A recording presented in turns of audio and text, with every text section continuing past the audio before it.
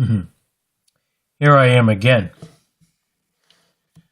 This is October 1st, 2018.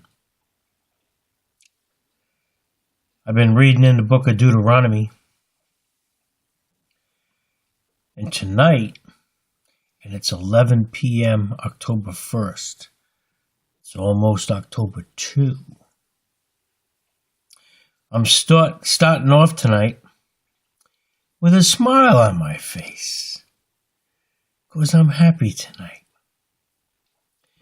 I'm going to read in chapter 15 of Deuteronomy. God gave specific instructions about how brethren should teach brethren, or brother and brother, in the faith I'm talking about, concerning lending money, loans, and stuff like that. Once again, I got to say right up front, I'm starting in the book right in the middle of an ongoing story. We're going to start at chapter 15 in Deuteronomy. And if you want to know what happened before this, you got to read all the stuff before it. So go for it. I am in a real good mood tonight.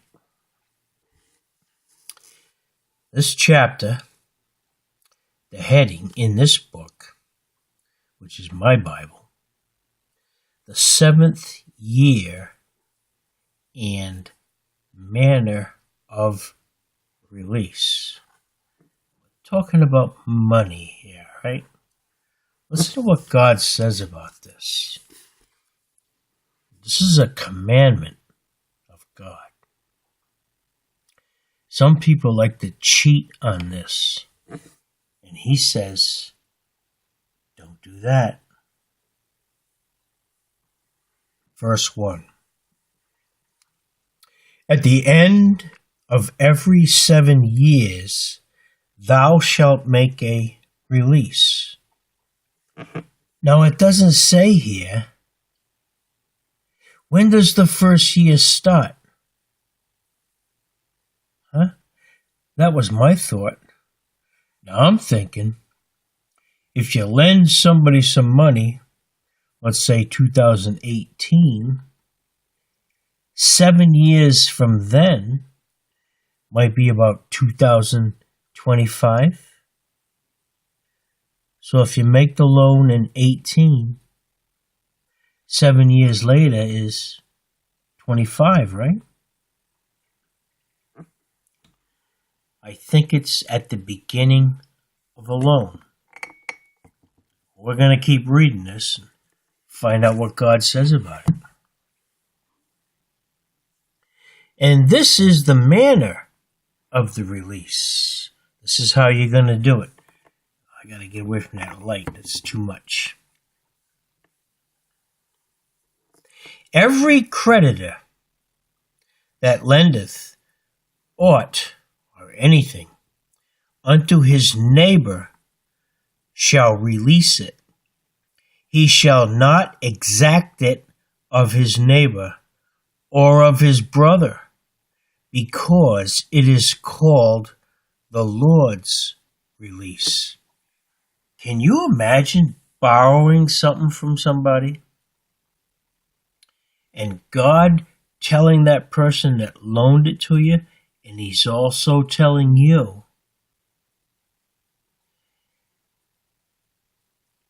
7 years later, you gotta release him from that debt? Does that make a good money decision? Does it? I think the answer to that particular question is yes, because God is the one who's telling you about it. Now, you don't want to be screwy and loan somebody $1 million and expect them to pay it back in 7 years. That ain't going to happen. It has to be a wise decision. That's why you have to have good counsel. See this thing here. Verse 3 in this chapter 15. Of a foreigner thou mayest exact it again. Okay, in the beginning he talked about a neighbor and a brother. Now here's somebody that, let's say you live in the United States and you loan to somebody in Canada. According to this, he's got to keep paying you, right? But that which is thine with thy brother, thine hand shall release.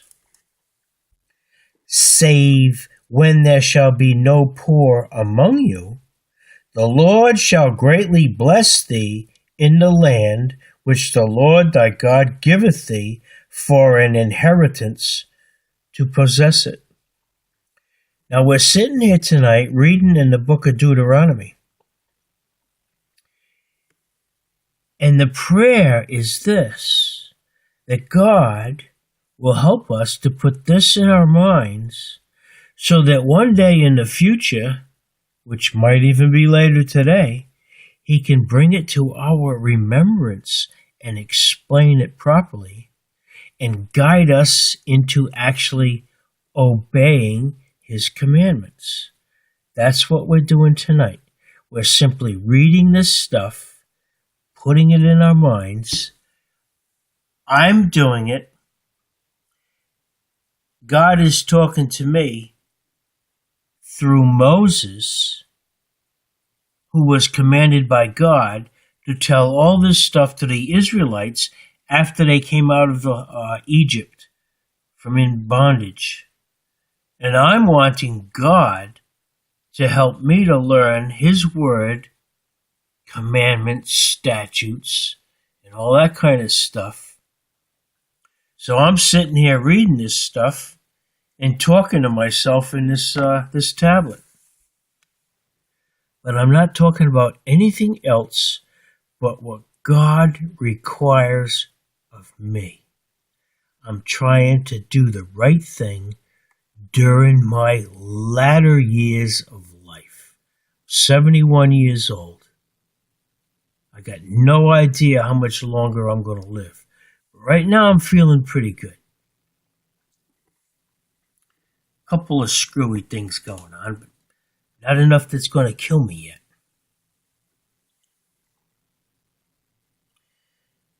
Verse 5. Only if thou carefully hearken unto the voice of the Lord thy God, to observe to do all these commandments which I command thee this day. That's Moses saying that. For the Lord thy God blesseth thee, as he promised thee, and thou shalt lend unto many nations, but thou shalt not borrow.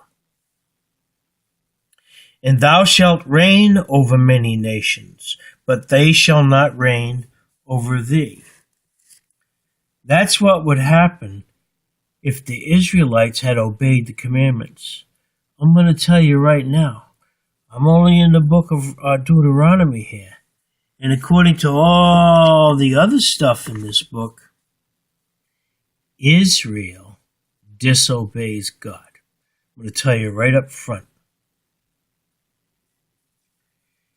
That's the example they set for you. And God's saying, don't do that. I'm a Gentile. I'm not even a Jew. And here he is, using Moses' mouth via the word here to tell it to me, a Gentile. This is how you're supposed to live. This is the righteousness, the right way of living. If there be among you a poor man of one of thy brethren, a poor man of one of your brethren, of one of your brothers. This is family members here. within any of thy gates in thy land, which the Lord thy God giveth thee, thou shalt not harden thine heart, nor shut thine hand from thy poor brother. But thou shalt open thine hand wide unto him, and shalt surely lend him sufficient for his need in that which he wanteth. The guy's asking you for help, and God's saying to give it. I just went through this myself, and I obeyed the commandment of God, and I opened my hand and I gave it. And I feel good about it. Beware that there be not a thought in thy wicked heart, saying, the 7th year, the year of release, is at hand, and thine eye be evil against thy poor brother, and thou givest him naught, or they don't do it. And he cry unto the Lord against thee, and it be sin unto thee. Now, I asked the question earlier, when does the 7 years start? And I said, well, I guess it starts when you loan them the money. Not according to these verses. There is a particular year. They're in sevens. When did those sevens start? I don't know at this time, but I'm going to find out. How am I going to find out? I'm going to ask God. Now listen to this. Here's a brother asking another brother for some money, and it's leading into the 7th year. The guy that's going to lend the money possibly could be thinking, I'm going to give this brother this $1,000. And it's in the year of release. It means he's not going to give it back to me. Oh, I just had a revelation in my head there. That's why I'm reading this, because of what has happened to me recently. Do not expect your return from a good seed sown in good soil from anywhere but God. Obey his commandments, even though it doesn't really seem comfortable at the time. If he tells you to do something, do it, and do your best to smile afterwards, because you know you just placed it into God's hand, not somewhere else. Let's continue reading this. I really feel exceptionally happy tonight because I'm reading this right here. It's amazing how God brings you right to the right spot. I know a lot of you don't understand that fully, but I'm learning it more and more and more. I understand what happened to me in the past couple of months, and I obeyed the wooing of the Holy Spirit. The wooing. You know what a wooing is? Somebody leading you by a little nudge here and there. The wooing of the Holy Spirit. And it's true. Let me see if I can... This light is crazy here. Oh, that's better. Now I can't see. Good grief. This is crazy.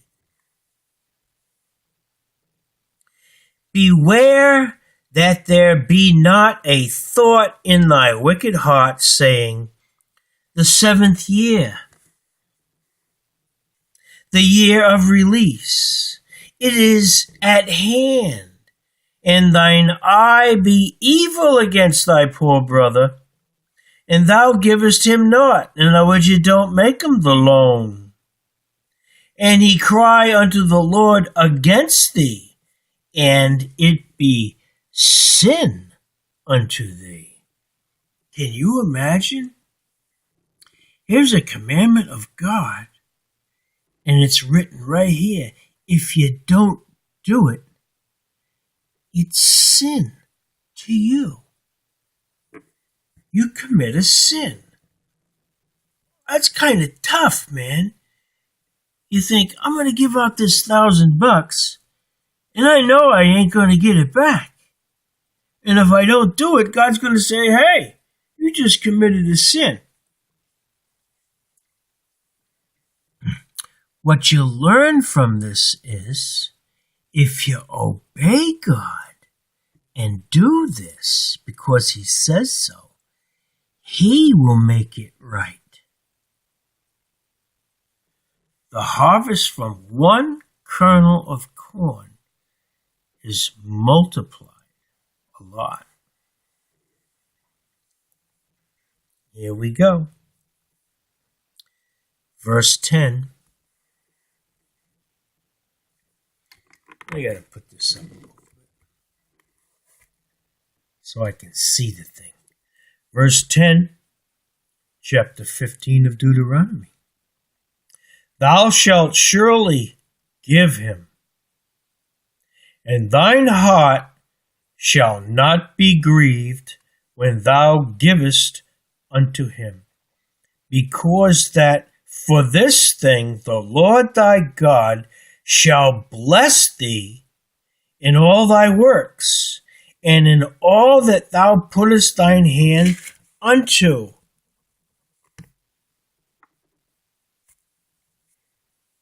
You obey that commandment, which seems to be like kind of tough to do. He says, it's not tough. I will make it right because I'm the one that's telling you to do it. You know, when you come up against something, a decision you have to make,